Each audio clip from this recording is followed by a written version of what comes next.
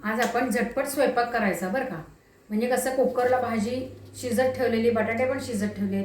मग दोन्ही कुकरमधलं झाकण वगैरे पडलं गार झाल्यावर की मस्तपैकी बटाट्याची आमटी आणि फरसबीची भाजी करून घ्यायची. भाकरी आणि भात. झटपट स्वयंपाक झाला पाहिजे घाई गडबडीच्या वेळेला. त्यामुळे कुकर लावून झालेला आहे. आता मी हे बटाटे उकडलेले थोडेसे कुस्करून घेतले. चिरायचे नाही शक्यतो. चिरले ना की मग पाणी एका साईडला आणि बटाटा एका साईडला होतो. कुस्करले ना की ह्याचं साधारण मिसळून येतं सगळं. आता मी फोडणी करून घेते. तेल टाकलेलं आहे कढईमध्ये. फोडणीचं सगळं साहित्य घालून घेते. जिरे, मोहरी, हिंग आणि हळद. आता त्याच्यामध्ये मी कांदा घालून घेते. एक बारीक चिरलेला आहे कांदा.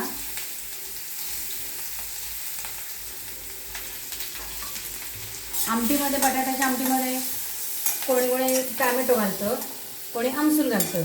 पण थोडासा गूळ घातला ना की त्याची चव फार छान लागते. आता आपला हा कांदा छान तांबूस परतून झालेला आहे. त्याच्यामध्ये आपण तांबडं तिखट, कोणी कांद्याचं तिखट घालतं, जसं तुम्हाला पटतंय तसं तिखट घालायचं आहे. आणि आपण जो घरात केलेला आहे गोडा मसाला, तो गोडा मसाला घालून घ्यायचा आहे. आणि त्याच्यामध्येच चवीपुरतं मीठ घालून घेणार आहे.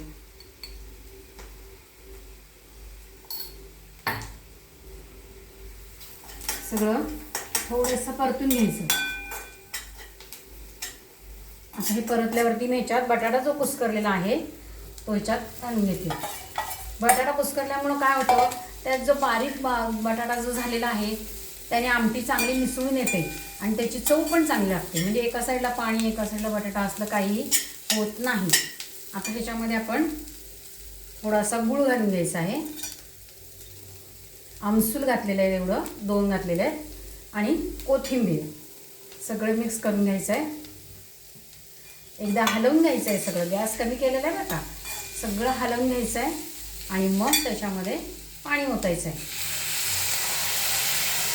तुम्हाला जेवढं पातळ हवं आहे ना तेवढं पाणी त्यात ओतून घ्या.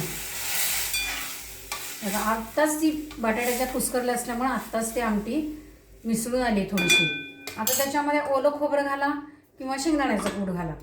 ही जी उकळलेली आमटी असते ना ती फार छान लागते बरं का, कारण कुस्करलेला बारीक बटाटा छान लागतो त्याच्यामध्ये. आता मी ही पूर्णपणे अशी छान उकळून देते. ही छान मिक्स होऊन आलेली आहे. आता त्याच्यामध्ये थोडंसं सांबार मसाला घालून घ्यायचा. आणि हे उकळताना घातल्यामुळे काय होतं, त्याचा वास छान येतो.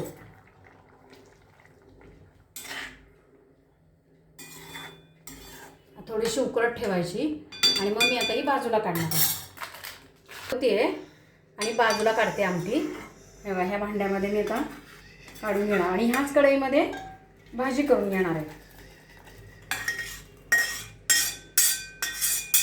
बटाट्याची आमटी थोडीशी सैलसर ठेवायची, म्हणजे थोडं पाणी जास्त ठेवायचं, कारण ती गार झाल्यावरती बटाटा पाणी शोषून घेते. आता आपण दुसरी भाजी करूया. एक त्याच कढईमध्ये दुसरी भाजी करायची. ती भाजी आहे फरसबीची. आता मी फोडणी नेहमीप्रमाणे फोडणीच घेणार आहे घालून. मोहरी, जिरे, हिंग आणि हळद. आता त्याच्यामध्ये आपण कांदा घालूया. एक कांदा चिरून घेतलेला आहे. छान परतून घेऊया. या भाजीमध्ये मी दुसरं काही घालत नाही बरं का, तरी जर चवीला ती छान होते, कारण आपला गोडा मसाला चांगलाच असतो. आणि आजूबाजूला जे आपण बाकीचे सगळे मीठ म्हणा, साखर म्हणा, हेच प्रमाणात पडलं ना तर कुठलीही भाजी नुसती तिखट मिठात सुद्धा चांगली लागतेच. छान परतलं गेलेलं आहे. आपण त्याच्यात तांबडं तिखट घ्यायचे घालून. गॅस कमी केला बरं का मी. तांबडं तिखट आणि गोडा मसाला घालायचा आहे भरपूर. त्याच्यामध्येच कोथिंबीर घ्यायची आहे घालून आणि प्रमाणात चवीप्रमाणे मीठ घालून घ्या. आता हे सगळं हलवून मिक्स करून घ्या.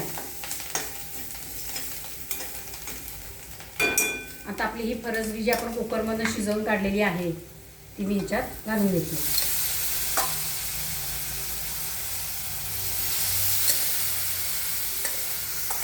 पण ह्याच्यामध्ये थोडंसं कूट नाही तर खोबऱ्याचं आपले खोवलेलं खोबरं असतं ते ओलं खोबरं घालायचं, कूट किंवा खोबरं, आणि थोडीशी फ्लेवरसाठी म्हणून किंवा चव थोडीशी अशी येते म्हणून चिमूटभरच घालायची, जास्त घालायची नाही आहे.